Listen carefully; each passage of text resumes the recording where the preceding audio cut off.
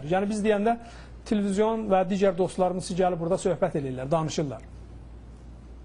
Belə əziz vətəndaşlar, sabahları sayın professor doktor Əlqıza bəy Əsxərzadə efirdə olacaq, yəni sayın Obalı bəyin verilişində iştirak eləyəcək. Milli vətən, milli şuur və milli birlik.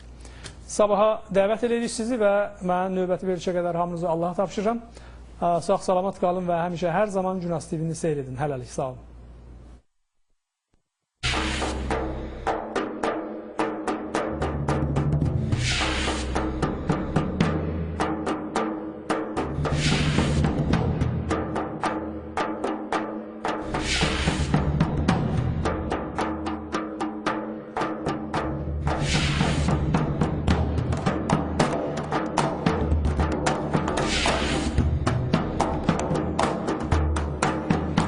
Azadlıq fədailləri